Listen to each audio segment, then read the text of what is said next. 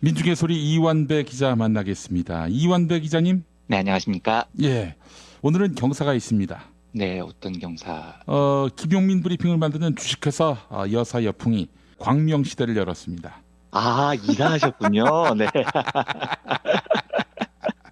아, 축하드립니다. 감사합니다. 아, 맞습니다. 오늘 이사하신다고 그러셨죠. 지금 굉장히 피곤하시겠네요. 일하 막 마치신 거죠? 이사라는 표현은 좀 부적합하고 신사옥 스튜디오 창립 이게 좋을 것 같습니다. 새 시대의 개막? 그렇습니다. 광명시대를 열었습니다. 드디어. 그러니까 사무실을 완전히 광명으로 이전하신 거군요. 예, 그렇습니다. 네. 예. 축하드립니다. 아니 뭐 미리 얘기하면 자취방을 이전한 거지요, 뭐. 아니, 새 시대의 개막으로 하시죠. 조금 전거 편집하시고 갑자기 약한 모습 보이시면 좀 이상하시잖아요.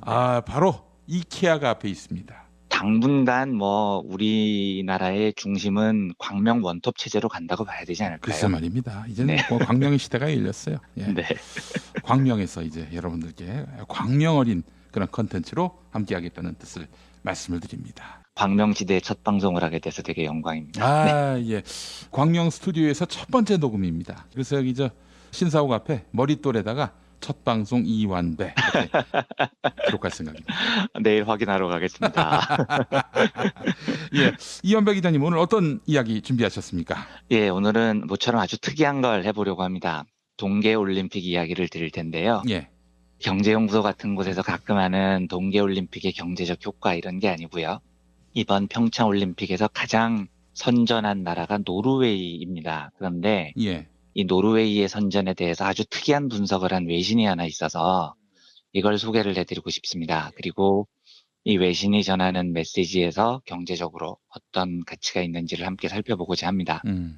우선 외신을 전하기에 앞서서 노르웨이가 이번 동계올림픽에서 어느 정도 선전했는지를 말씀드리겠습니다. 예. 저도 잘 모르는 건데 어떤 나라에서는 올림픽 순위를 금메달 위주로 선정을 한다고 하고요.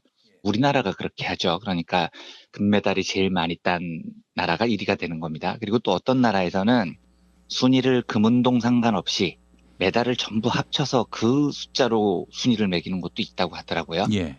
근데 어떤 기준으로 해도 노르웨이는 이번 동계올림픽의 1등입니다.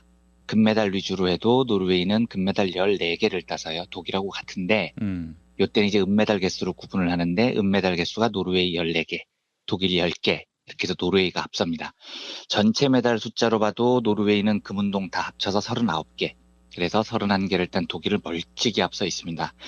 초반부터 노르웨이 돌풍이 너무 심해서 이런 외신 기사까지 있었어요. 그 2월 20일 경향신문에 보도된 기사인데 제목이 압도적인 노르웨이 메달 좀 그만 따 하소연까지 등장 이런 기사도 있었습니다. 네. 미국 칼럼니스트 댄 베첼이라는 사람이 야후 스포츠에 쓴 칼럼인데 칼럼 시작이 이렇게 돼요. 평창 어디서든 찾을 수 있는 3가지가 있다. 첫째, 미소 짓는 한국인들. 둘째, 맛있는 김치. 그리고 셋째, 노르웨이에서 또 누가 메달을 땄다는 소식이다. 이렇게 시작이 돼요. 그래서 요즘 재밌어서 조금만 더 소개를 해드리면 인구 520만 명의 작은 나라 노르웨이가 평창 동계올림픽에서 나머지 전 세계를 압도하고 있다. 노르웨이인들에게 이제 진정하고 메달 좀 그만 따라고 말하고 싶다. 나는 성적이 가장 실망스러운 미국 사람이니까 편하게 말을 할 수 있다. 나머지 전 세계가 노르웨이의 이 광란을 막기 위해 뭉쳐야 한다. 이렇게 농담처럼 칼럼을 적었습니다. 예. 그만큼 이번 평창에서 노르웨이가 보여준 성적은 그야말로 압도적이었다는 거죠. 예.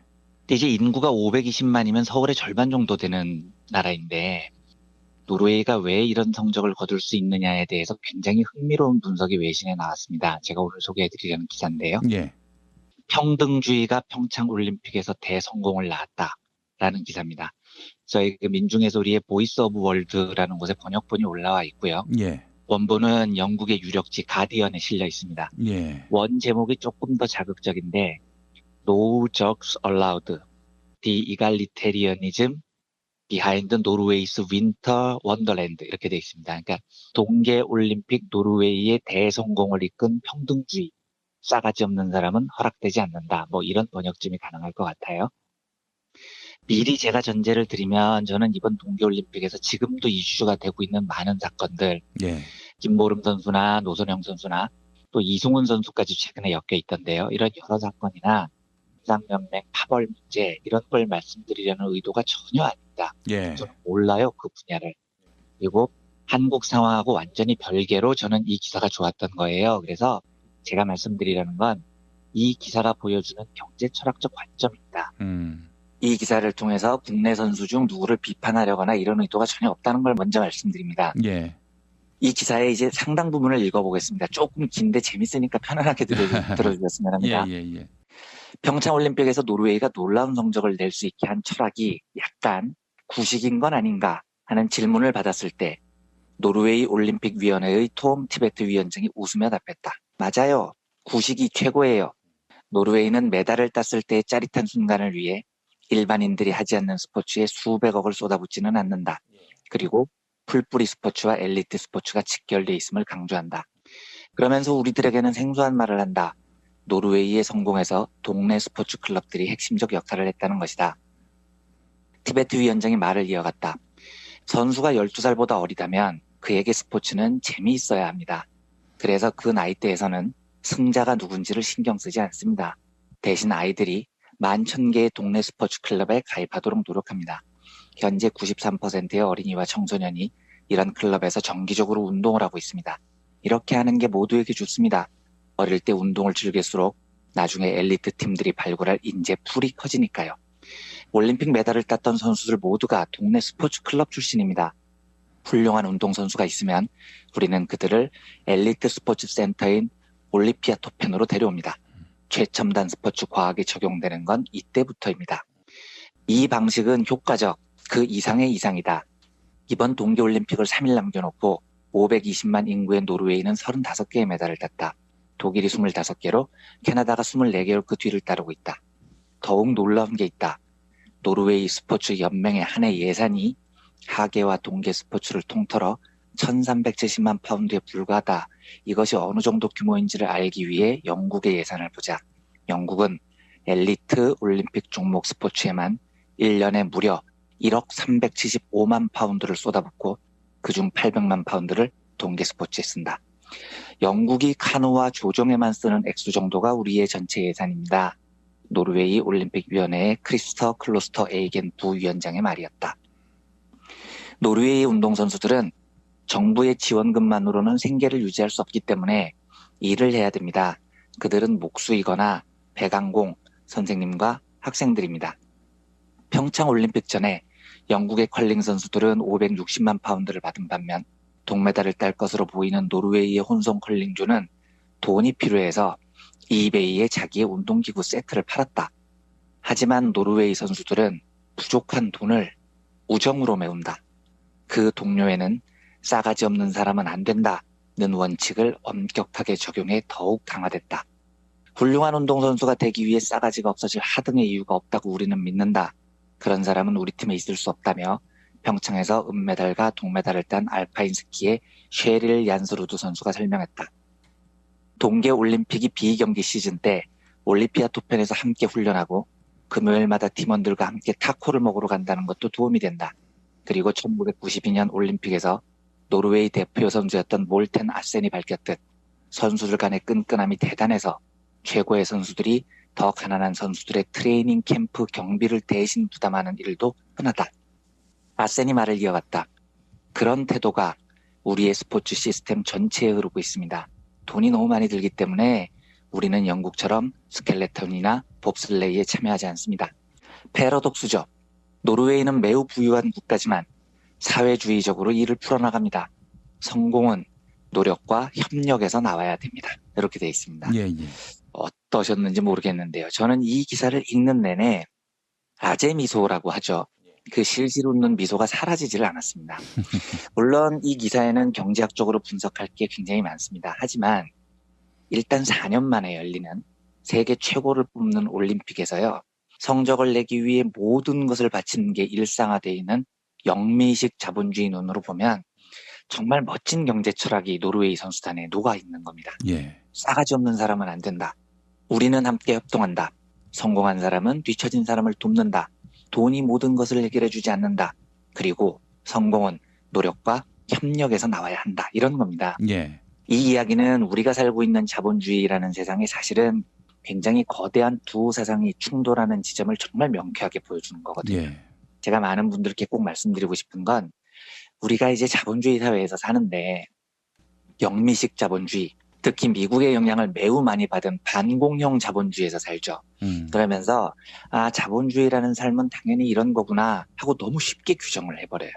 그런데 그렇지 않습니다. 자본주의라는 체제 아래에서도요. 세상을 구성하는 방법이 굉장히 다르게 나타날 수 있습니다. 예. 하나는 우리가 잘 알고 있는 개인주의, 인디비주얼리즘을 바탕으로 한 자본주의입니다. 전형적인 영미식 자본주의죠. 예. 그런데 이런 세상만 있는 게 아니에요. 정반대로 개인이 아니라 사람들이 모여 사는 사회를 중시하는 협동주의적인 자본주의도 존재합니다. 여기서 이 협동주의적 자본주의라는 건 무슨 사회주의 형식으로 자본주의를 타도하라 이런 말이 아니에요. 개인주의의 반대말입니다. 아까 기사에서 나왔던 사회주의라는 말도 개인주의의 반대말이라는 거죠. 예. 멀리 있고 우리나라에는 소개조차 잘 되지 않아서 우리가 잘 몰랐을 뿐이지 북유럽 많은 국가들이 바로 이런 식으로 함께 모여서 사는 사회를 기반으로 한 협동주의적, 사회주의적 자본주의를 훌륭하게 운영을 지금 하고 있습니다. 그러면 개인주의를 기반으로 한 자본주의하고 사회를 기반으로 한 자본주의의 결정적인 차이는 어디서 드러나냐면요. 우선 사회 안전망에서 큰 차이를 드러내요. 그러니까 실패를 대하는 사고방식 자체가 다른 겁니다.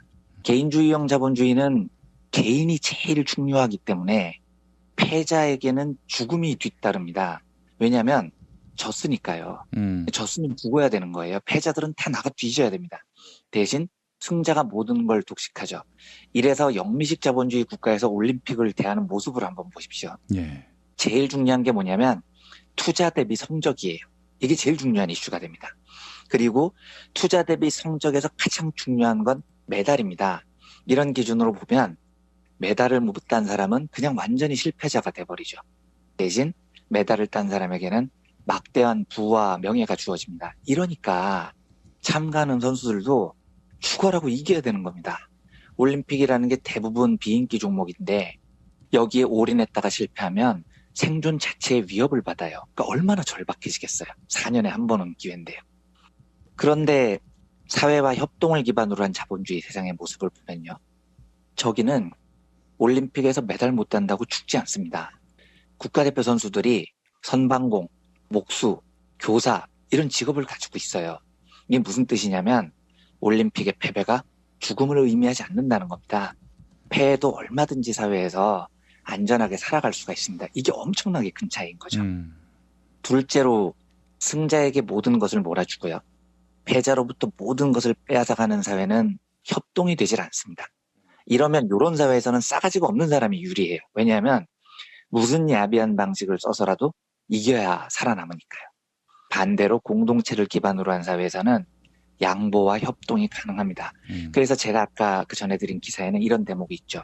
노르웨이 선수들은 부족한 돈을 우정으로 메운다. 그 동료애는 싸가지 없는 사람은 안 된다는 원칙을 엄격하게 적용해 더욱 강화됐다. 이런 말이 나오는 겁니다. 예. 우리가 이제 스포츠를 하다 보면 팀보다 위대한 선수는 없다. 이런 말을 해요. 팀워크가 최고다. 개인은 희생해야 된다. 이런 말을 많이 하죠. 예. 그런데 저는 그게 좀 웃기다고 생각이 되는 게 아니 말은 그런데요. 나중에 결과를 보면 전부 다 성과는 개인 성적이 좋은 사람들이 독식을 해갑니다. 이러면 누가 팀보다 위대한 선수는 없다라는 말을 지키고 싶겠습니까? 예. 싸가지가 없어질 수밖에 없는 구조인 거죠. 반면에요. 승자와 패자가 공존할 수 있는 사회를 만들면 그리고 아까 노르웨이 경우에서 봤듯이 이미 뛰어난 성과를 거둔 선수들이 뒤처진 선수들의 훈련비를 대신 내주고 이렇게 공생의 길을 찾아 나가면 승자가 자신의 몫을 나누고 패자가 그 승자의 양보 위에 살아가는 사회가 되면요. 당연히 모든 선수들이 개인보다 팀을 중요시하게 되는 겁니다. 숱한 영미식 자본주의자들이 매일 하는 얘기가 경쟁을 붙여야 더 효율적이다 이렇게 주장을 하죠. 그런데 보시다시피 협동과 연대가 경쟁의 끝판왕이라고 불리는 올림픽에서도 더 뛰어난 성적을 충분히 거둘 수 있다는 걸 이번에 노르웨이가 증명을 한 겁니다. 기사에 보면 노르웨이는 매우 부유한 국가지만 사회주의적으로 일을 풀어나갑니다. 성공은 노력과 협력에서 나와야 됩니다. 이런 말이 나오는 겁니다. 그래서 저는 협동을 기반으로 일궈낸 이번 노르웨이의 성공이 너무 멋있게 보이더라고요. 하나만 더 첨가를 하면요. 제가 이제 이 기사를 보면서 굉장히 행복했는데 저는 개인주의에 기반한 사회에 비해서 협동주의에 기반한 사회가 사람을 훨씬 행복하게 만드는 측면이 있다고 봐요. 그러니까 이건 뭐 제 개인의 경험입니다만, 이 기사를 어젯밤에 보고 나서 밤에 한참 실실 웃으면서 여러 생각을 하다가 뒤척였는데 문득 이런 생각을 해봤습니다. 만약에 내가 타임머신을 타고 과거 어느 한때로 돌아갈 수 있다면 언제로 돌아갈까? 뭐 이런 생각을 해봤어요. 예. 가장 이제 행복했던 때로 돌아가자는 건데요. 제가 내린 결론은 안 돌아가겠다는 겁니다. 아무리 생각해도 48살 50이 다 돼가는 지금이 제일 행복한 것 같아요.